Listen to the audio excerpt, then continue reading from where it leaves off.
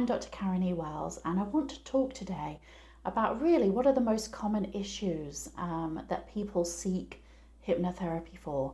And you might recognize this in yourself if you've been looking for a hypnotherapist, or you've got an ongoing issue or something that's just started to happen where you think it's kind of taking over your life and you'd really like to see if hypnotherapy can help. So I put together this video that can help to look at the top 10 issues that hypnotherapy can help with. So remember, in all of this, hypnotherapy is completely natural. It's a natural state of being, something that we go into hundreds, thousands of times every day. So in every part, you're never not in control. And in my opinion, and I know because I've dealt with over 80 different therapy types, hypnotherapy is the most powerful and the quickest way to help anybody with any issue. And it really is successful. So let's move forward in looking at the top 10 issues that hypnosis or hypnotherapy can help with. So the first one I would say would be anxiety and stress. If we're looking at anxiety and stress, this is probably something that affects most people to some level in their everyday life. Particularly out of those two, I would say stress. You know, whether that's stress financially, whether it's stress with your workload and your business, the job that you have, whether it's stress with your family, with your kids, you know, stress can come in many different ways. And each of these issues that we're going to talk about can lead in to another one. So, you know, if you're also suffering with anxiety, then, you know, that can lead then into a lack of confidence. It can lead into other issues as well, that you try to make yourself better. You try to stop to push down these feelings of stress and anxiety, because that is sort of starting to just take over everything in your life. So I would say the number one thing that most people seek hypnotherapy for at this point, and I've been a hypnotherapist now for nearly 20 years, is definitely anxiety and stress. And over those 20 years, it's tenfold, you know, and as I say, it really is, really can affect people in different ways. It can take over their life. It can be affecting them, you know, in small ways. But most people would have some kind of anxiety, some kind of stress. You know, that can impact your sleep. It can impact lots of different things. It can bring up fears that you never knew that you had, and we'll talk about that a little bit later. But certainly with stress and anxiety, hypnotherapy, hypnosis is incredibly powerful. The next one I would say is smoking cessation. Really, although I would cover that in, you know, addictions, and we're going to talk a little bit about that. But, you know, even though sometimes I find it surprising that people are still smoking, a lot of people now are starting to vape. But whether it's smoking or vaping, you know, hypnosis is incredibly successful. Now, when I used to work with one-to-one clients, I used to have a 95% success rate for those people that want to give up smoking. And now that would be switching into vaping, because it's pretty much the same thing. You're getting high from something. We'll talk about that a little bit more when it comes to addictions later on. But yeah, certainly to, you know, to have that help of stop smoking. Now, some hypnotherapists would do that in just one session. I would always do 3 sessions with my client. The first would be to cut somebody down to about half of what they were smoking. So if they smoked or vaped 20 times a day, then let's cut that down to half of that. So cut the amount of cigarettes or the vaping down to 10 times a day. And we would do that for a week. So they'd come, they'd have their initial session, and we'd cut them down, and that would work really, really successful. And it would start to show them, hey, you know, hypnotherapy is going to help here. It's helping me already. I've already cut down to half. The second session that they came to me for would be the complete stop smoking session. And from that moment, the cigarettes would be thrown away. the vapor would be thrown away, and from that moment on, they became a non-smoker. I would then give them a recording, so almost like a third session, which would just reinforce their ability to be able to remain a non-smoker or to not vape anymore. And so they would listen to that then, that would be theirs to take away, and they would listen to that. So as I say, that would come into a 95% success rate, which is incredible for any therapy. So really just in 2 to 3 sessions. And they would be shown by cutting down to half the power of it. So it was incredibly powerful, incredibly successful. The third most common issue that people would come for hypnosis or hypnotherapy for, I would say, is weight loss. You know, the diet industry now is huge, and certainly 20 years ago, of course, it was as well. So, you know, often when people come for weight loss, but actually it's with smoking, it's with anything else, any kind of issue, it's you as the hypnotherapist is almost like you're the last stop, you're the last person that they come to help with. You know, they may have tried all kinds of diets. They may have been a yo-yo dieter, might have tried Weight Watchers, Slimming World, keto, whatever the latest fad is, and none of them have given that permanent solution. Now, weight loss is often, you know, you can count that as an addiction if somebody has an addiction to food, and we're going to talk about that a little bit more later on, but weight loss is probably one of the hardest things to work with hypnotherapy, because there's so many other things tied in. So this is really where you've got to look at, for your skills as a hypnotherapist, to look beyond regular suggestion therapy, and you've got to regress somebody back to the root cause of their of their weight issue. So you have to go one step deeper with them as that hypnotherapist and start to look at what has created this issue that has caused them to overeat, has caused them to have some kind of control over their life by using food, yo-yo dieting. So weight loss can be hard to treat as a hypnotherapist, but if it's done right, again, incredibly successful. The fourth thing, and this used to be one of my absolute favorites, was always dealing with phobias. I loved working with people when it came to phobias. I loved working with them one-to-one. When I was running my hypnotherapy classroom courses, teaching other people to become hypnotherapists, I loved it if anybody that had come to be a student to learn the craft of hypnotherapy, you know, there'd always be one or two that would have some kind of significant phobia. And it was amazing to work with that student so that everybody else in the room could see how incredibly effective it could be, but also for the person to release whatever the phobia is. So phobia can be sort of regular things like fear of heights, fear of flying. I've had ones like fear of snakes, fear of frogs, fear of not being able to go to the toilet in public, all kinds of different fears and phobias. And the secret is, as a hypnotherapist, is that with your client, the more severe the phobia is, the easier it is to treat. And people always used to come to me, whether it's a student or a client, and say, my phobia is too much. There's no way that this can be helped with hypnotherapy. But it's the opposite. The more severe the phobia was, the easier it is to handle. So I used to love working with phobia. And there's one session that you can do with it. It's like a fast phobia cure, and it's amazing. You kind of just switch the phobia in the brain and make the brain switch into black and white and rewind certain things.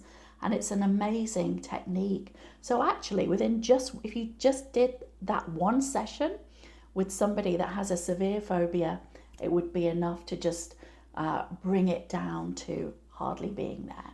And then if they wanted to erase it, or you would do some suggestion therapy sessions with them, or just one more additional session, but incredibly powerful. So if your client has a severe phobia, don't worry. The worse it is, the easier it is to handle. And that's what I love. So then the fifth issue, most common issue I would say, would be a lack of confidence and self-esteem. Now that for somebody could affect, all areas of their life, or it could be that they would have a lack of confidence in maybe just social settings. Maybe they were fine with family and close friends, but if they had to go into a social setting, there would be some kind of social anxiety, some kind of lack of confidence. So you as a hypnotherapist, it's about finding out what's the issue, but how does it affect your client on an everyday level? Is it in a social setting? Is it in every area of their life? Is it something where they just don't have the confidence maybe to even start exercising, to go into a gym, to get a healthier lifestyle? Remember, we said in the beginning that actually all of these issues can intercross. So often when you're working with a client, they'll sit with you for the consultation and you think, okay, they're coming with weight loss or a lack of confidence, but they might tick or write down 10 different issues. And then you might start to think, okay, where do I start here? What's the most prominent issue that this client has? Because they're often all interlinked.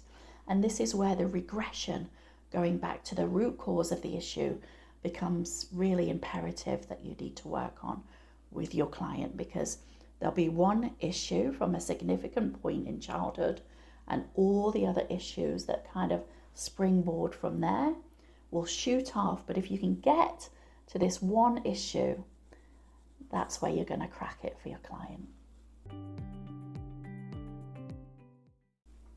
So number 6 in the issues that are people come with would be some kind of sleep disorder like insomnia. Incredibly, common now with, we all have not the latest phone, but we all have phones or tablets or computers.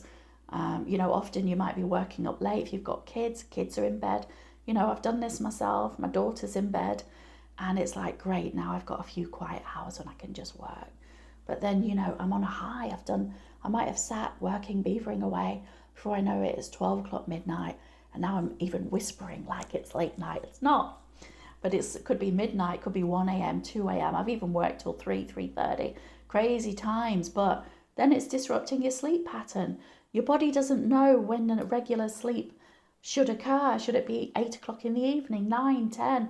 What's best for you? So often sleep disorders, insomnia, something like that, that would be the 6th most common issue that somebody would come with to seek your help with hypnotherapy. And again, that can relate back to anxiety and stress as well, lack of confidence. Maybe there's a phobia there of the dark. You don't know.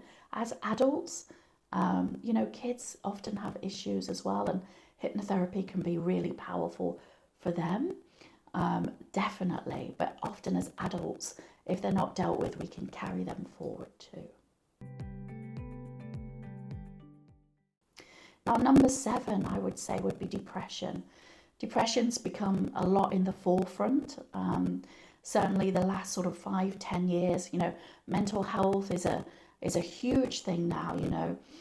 You need to address your mental health issues if you've got something going on that's causing you to feel depressed, whether that's a little bit depressed, whether it's, bipolar depression, whatever that level is, or whether it's one level, one extreme, another extreme, or somewhere it's sitting in between the two. Depression is a huge thing.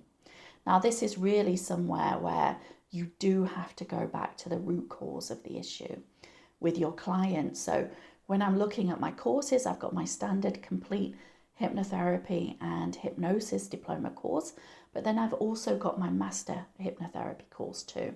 And the master hypnotherapy course is going to be the thing that teaches you how to identify what your client's root cause is, how they can identify that for themselves, when it would have occurred in their childhood, and how to take them back to successfully uncover that memory.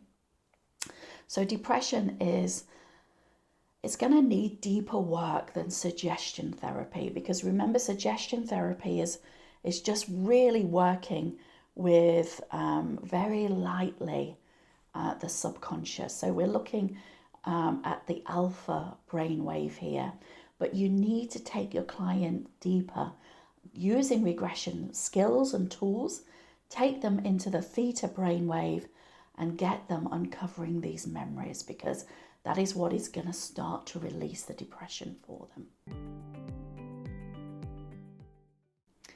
So number 8, chronic pain. The 8th most common issue that somebody would seek a hypnotherapist out would be to do with some kind of chronic pain that they are experiencing. So often, of course, not often, at all times, the mind, the body are interconnected, connected so vastly that really there's something going on in the mind that is creating an outcome in the body. So when somebody wants to look for chronic pain, or if somebody wants to look for the root cause of chronic pain, or they've suffered terribly with some kind of arthritis or whatever their issue is, then the issue will start in the mind. The body is the end result. The body is almost the thing that wakes the person up to say, hold on a minute, there's an issue that's still going on here, and we need to find out what the root cause of the chronic pain is. So again, a lot of people, you might start to get to a certain age. I'm nearly 52. I would say within the last 10 years, lots of people of my age, so since I was sort of early 40s, you start hearing of friends the same age of you that start to have some health issues. Unfortunately, some of them may pass away because of various things that can be going on in the body, but the root cause is always in the mind. So you're going to work to find that mind and body connection. Now, the 9th most common issue that somebody would come and seek a hypnotherapist out would be to do with addictions. Now, we spoke briefly before about smoking cessation. So here, yes, you can look at smoking as an addiction, because it is an addiction. You can look at vaping as an addiction, but here it could be something like a drug addiction. It could be something like alcohol addiction. Again, if you're working in the same way as that you would work with somebody to help them to stop smoking, a really successful way is to help somebody to cut down and to reduce the amount of alcohol, if alcohol is their issue, in the same way as you would do it working with them to stop smoking. So the first week, the first session would be to cut down on half of their alcohol intake. So you do a session on a Tuesday morning, and for the following week, including that weekend, every day they would cut down to half of the alcohol that they would normally intake. The following week, session 2, they would stop if they want to. Some people want to just gain control over their drinking rather than the drinking having control of them. So if they want to, they can stop completely on the second session, and then you give them a reinforcement session. But most people find that if alcohol is becoming an issue for them, they're getting the feelings that they might come to a certain part of the day, they might get to a certain day of the week, and they're having an urge to have an alcoholic drink. Now, if that's not an issue for you and you drink low amounts, you're not using the alcohol to, uncover or to mask over any emotions or feelings, and you're just enjoying a glass of wine and it's not an issue for you, then no problem. But when it comes to it being taking control over your life, if there's that little voice inside your head that's saying, come on, it's 5 o'clock now. It's 5 o'clock somewhere. Let's have a drink. Okay, come on, let's have another glass. Come on, one bottle's enough. Let's have another bottle of wine. Those little thoughts, and you're starting to have where the alcohol is controlling you. This is where hypnotherapy can help with addictions. So powerful, so quick. You've got to uncover the underlying emotion with your client. So there's a lot of detective work when it comes to being a hypnotherapist. But all you need to do is to be able to guide your client to the right memory, to the right space. They have all the answers inside of themselves. So if they're willing to take the journey, if they're willing to let go and be completely honest with you, then yes, hypnotherapy is very powerful. And issue number 10, the last one, that I would say the 10th most common thing for people seeking out a hypnotherapist for an issue would be performance, help with performance. So any kind of peak for performance or sports performance. So this is where somebody is standing up giving, maybe they have a fear almost. So remember, it crosses back into a fear. There's some stress, there's some anxiety, it goes on. But if somebody has a fear of standing in front of a group of people and doing a public speech that they've prepared, hypnotherapy is so powerful for that. Again, the same as with fears and phobias, I used to love working with people that had an issue with public speaking, because you literally you get them into a relaxed state and you walk them through their optimal day, their optimal dress, their optimal feeling, and you keep anchoring it and anchoring it and anchoring it and moving them forward. So at the end of the session, they are only on cloud 9 when they're delivering their speech. It's so simple, but so effective. And it's also the same for sports performance. Now, anybody that personally knows me knows I'm a huge fan of Serena Williams. So, Serena, if you're listening to this, if you're ready to get back into tennis after your retirement, okay, I'll work with Venus too. Then I would have loved to have worked with you on your mindset for sports performance, because in the same way as public speaking, it's so incredibly powerful. If you've got a footballer even that keeps missing a goal, there's something happening when in his mind when he goes to take a goal, and it will all result back to something that's happened before. Then all you need to do is run him through the most successful football match and let that subconscious take on this new story. You're going to reprogram it. You're going to anchor everything. Same with tennis. Love tennis, love Serena, love Venus, love all tennis players. But it's so successful that if you watch most of them now, they work with mindset coaches. But you need to be able to get your client into a deep alpha level or a theta level to let those changes begin to happen. So that is my top 10 issues of what I think most people would look for in a hypnotherapist. And that's after 20 years of working with clients and with students. So I hope you enjoyed it. Have a great day.